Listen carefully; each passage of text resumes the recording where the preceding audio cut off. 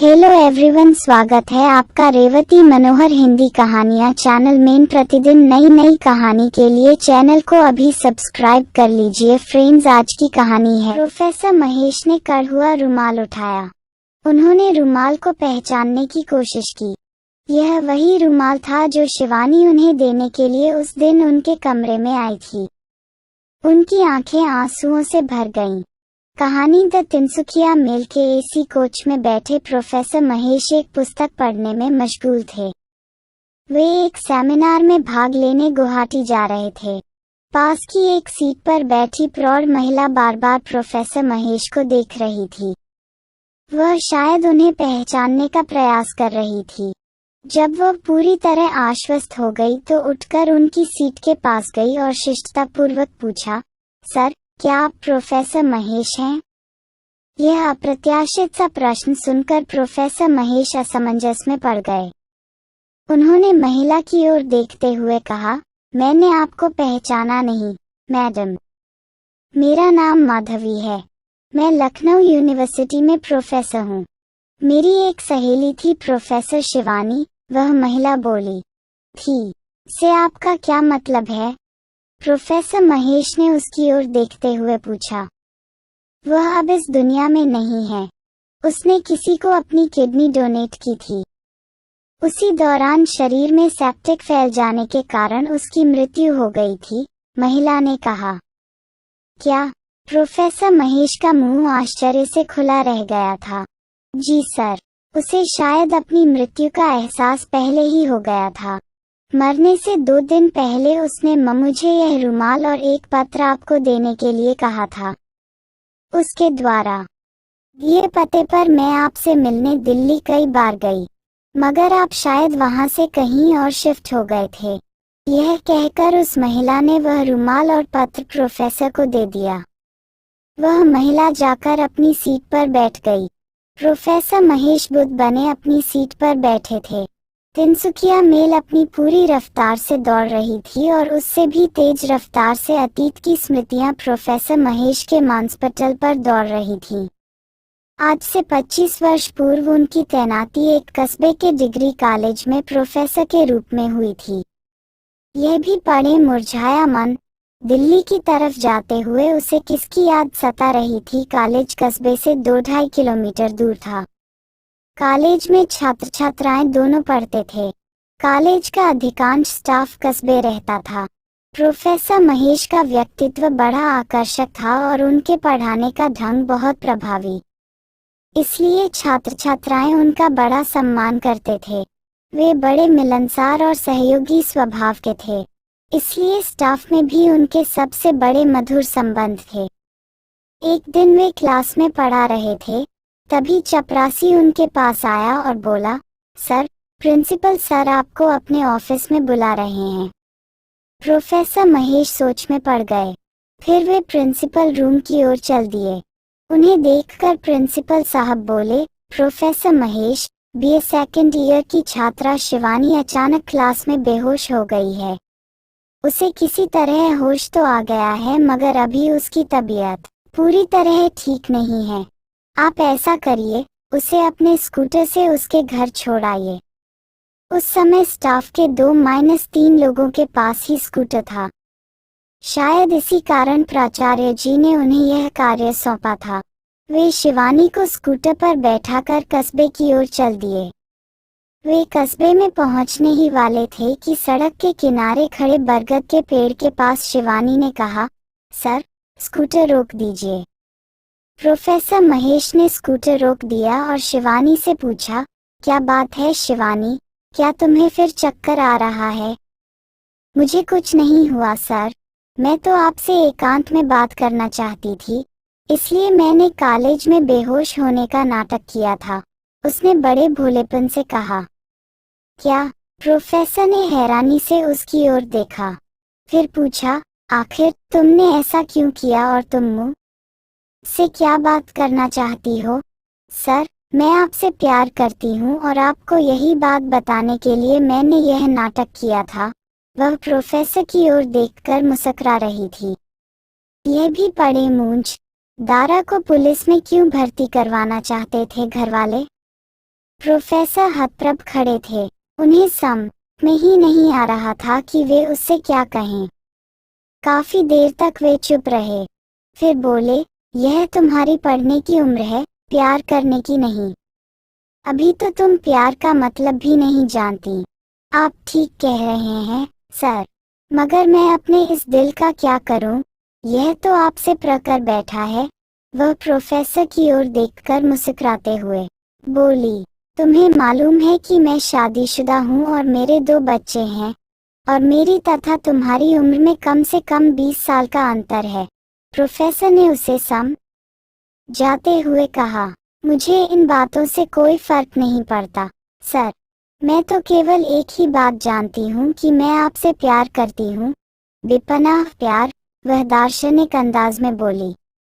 Professor ने उसे समझने का हर संभव प्रयास किया, मगर उस पर कोई असर नहीं हुआ। तो उन्होंने यह कहकर कि अब तुम ठीक हो इसलिए यहाँ से अपने घर पैदल चली जाना, वे कॉलेज लौट गए। प्रोफेसर महेश ने इस बात को उसका बचपना और गंभीरता से नहीं लिया। शिवानी किसी न किसी बहाने से उनके करीब आने और उनसे बात करने का प्रयास करती रहती, परंतु वह उनके जितना करीब आने का प्रयास करती, वे उतना ही उससे दूर भागते। वे नहीं चाहते थे कि कॉलेज में यह बात चर्चा का विषय बने। कस्बे में छोटे बच्चों का कोई कॉन्वेंट स्कूल नहीं था, इसलिए वे यहाँ अकेले ही किराए के मकान में रहते थे। उनकी पत्नी और बच्चे उनके मम्मी पापा के साथ रहते थे। एक दिन शाम का समय था। प्रोफेसर कमरे में अकेले बैठे एक किताब पढ़ रहे थे। तभी दरवाजे पर खटखट हुई। उन्होंने दरवाजा खोला। सामने शिवानी खड़ी थी। उसे इस प्रकार अकेले अपने घर पर देख वे असमंजस में पड़ गए। इससे पहले कि वे कुछ कहते, वह कमरे में आकर एक कुर्सी पर बैठ गई। आज पहली बार प्रोफेसर ने शिवानी को ध्यान से देखा। 20-21 वर्ष की उम्र, लंबा व छरहरा बदन, गोरा चिटा रंग और आकर्षक नैननक्श। उसके लंबे घने बाल उसकी कमर को छू रहे थे। सादे कपड़ों में भी वह बेहद सुंदर लग रही थी। कमरे के एकांत में एक बेहद सुंदर नवयुवती प्रोफेसर के सामने बैठी थी और वह उनसे प्यार करती है, यह सोचकर प्रोफेसर के मन में गुदगुदी सी होने लगी। उन्होंने अपने मन को संयत करने का बहुत प्रयास किया, मगर वे अपनी भावनाओं पर नियंत्रण रखने में असफल रहे। उनके मन में तरह तरह की हसीन कल्पनाएं उठने लगी।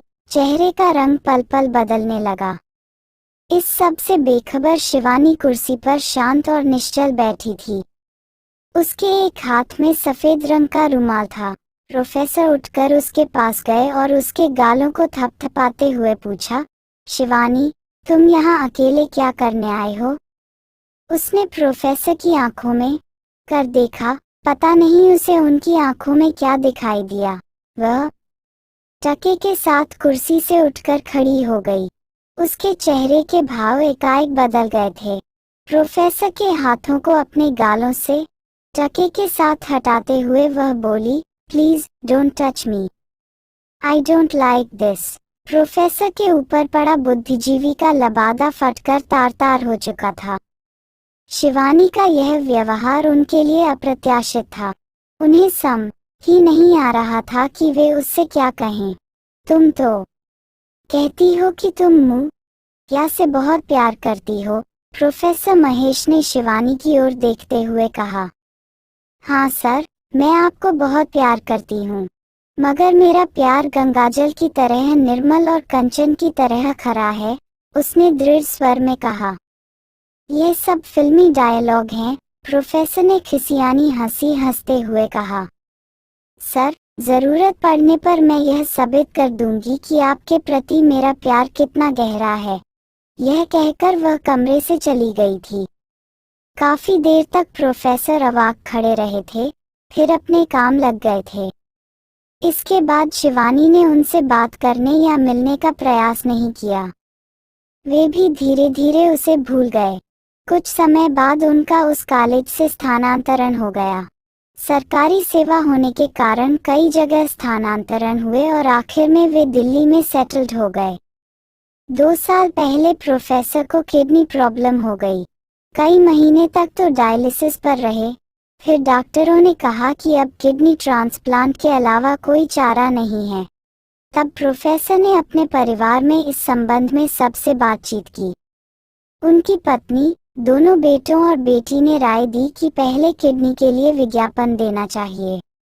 हो सकता है कि कोई ज़रूरतमंद पैसे के लिए अपनी किडनी डोनेट करने के लिए तैयार हो जाए।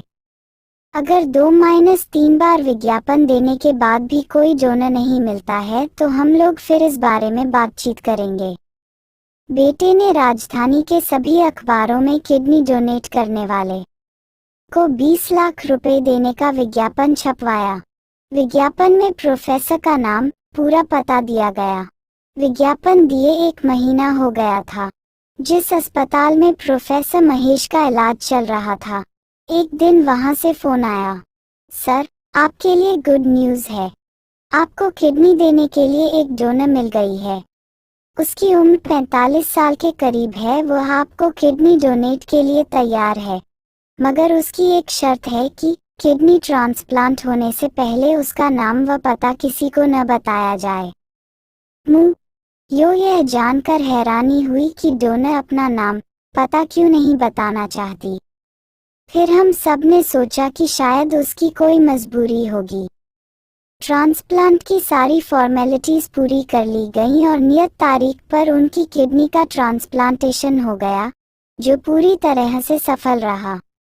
इसके कई दिनों बाद जब प्रोफेसर महेश अपने को काफी सहज अनुभव करने लगे तो उन्होंने एक दिन डॉक्टर साहब से पूछा कि डॉक्टर साहब, वे लेडी कैसी हैं जिन्होंने उन्हें अपनी किडनी डोनेट की थी। कुछ देर तक डॉक्टर साहब खामोश रहे, फिर बोले कि वह लेडी तो परसों बिना किसी को कुछ बताए अस्पताल से चली गई। हैरानी की बात यह है कि वह अपनी डोनेशन फीस भी नहीं ले गई। क्या? प्रोफेसर का मुंह विस्मय से खुला का खुला रह गया था। जब उन्होंने यह बात अपने परिवार के लोगों को बताई तो उन सबको बड़ी हैरानी हुई।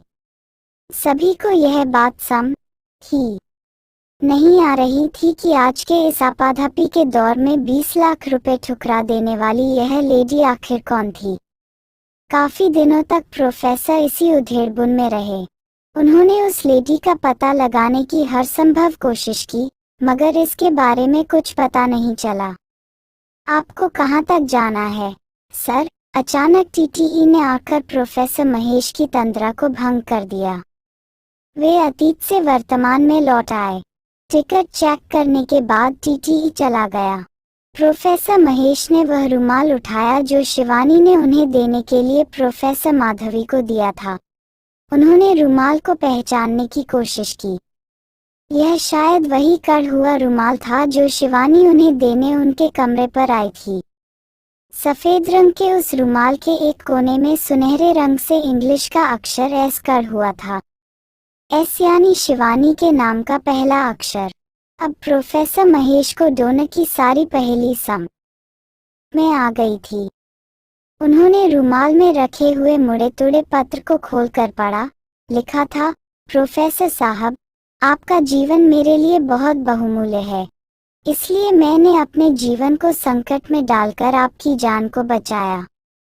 मगर मैंने ऐसा करके आप पर कोई एहसान नहीं किया। मुझे तो इस बात की खुशी है कि मैं जिसे हृदय की गहराइयों से प्यार करती थी, उसके किसी काम आ सकी। आपकी शिवानी। पत्र पढ़कर प्रोफेसर महेश का मन गहरी वेदना से भर उठा। शिवानी का यह निस्वार्थ प्यार देखकर उनकी आंखों से आंसू बहने लगे। उन्होंने शिवानी का दिया हुआ रुमाल उठाया और उससे अपने आंसुओं को पोंछने लगे। ऐसा करके शायद उन्होंने शिवानी के सच्चे अमर प्रेम को स्वीकार कर लिया था।